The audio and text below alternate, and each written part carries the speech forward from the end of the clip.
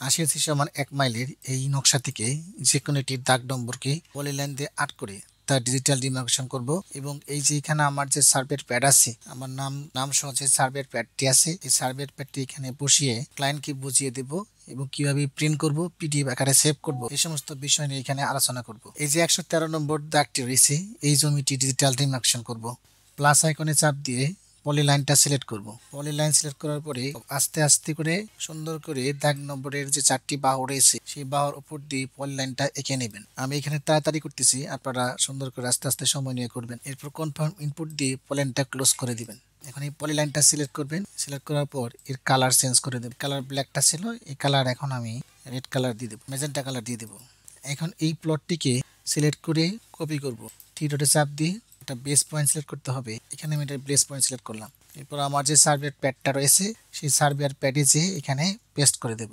একটু জুম করে নিব। এখন ডিজিটাল ডিমার্কেশন করব। ডিজিটাল ডিমার্কেশন করার জন্য এই যে এখানে ডিমার্কেশনের যে আইকনটা আছে এখানে সিলেক্ট করবেন। সিলেক্ট করার পর অ্যালাইন সিলেক্ট করার পর এই পাশে একটা সিলেক্ট করবেন, এই পাশে একটা সিলেক্ট, আর এখানে একটা সিলেক্ট করবেন। পর আবার যাবেন অ্যালাইনে। এইভাবে এই কাজটা আপনাকে পর্যায়ক্রমে 4বার করতে হবে। চারিদিকে 4টা বাহু বের করার জন্য আপনাকে 4বার কাজ করতে হবে। এবার কোণের মাপটা নেব, যে কোনো একটি কোণের মান আপনার। তাহলে এই যে 113 নম্বর দাগ নম্বরটি জমি ছিল তার ডিজিটাল ডিমার্কেশন করা শেষ। একে হেরনসির ত্রিভুজে অন্তর্ভুক্ত করেছি। এখন হেরনসির সূত্র দিয়ে এখানে মোট কত ক্ষেত্রফল আছে সেটা বের করা যাবে। এখন আমরা এই প্যাডটিকে প্রিন্ট করব। প্রিন্ট করার জন্য এখানে মডেল থেকে যাবেন 109। এই 109 মডেল সিলেক্ট করা শেষ।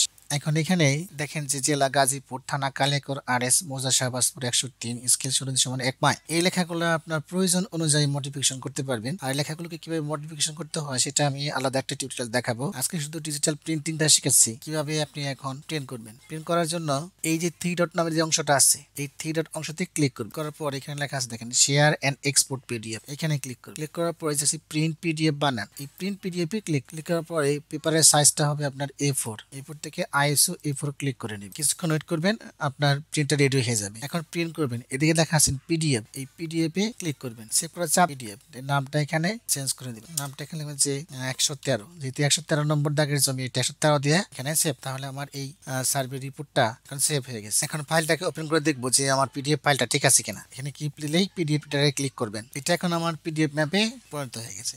তো ধন্যবাদ সকলকে, দেখা হবে আগামী টিউটোরিয়ালে।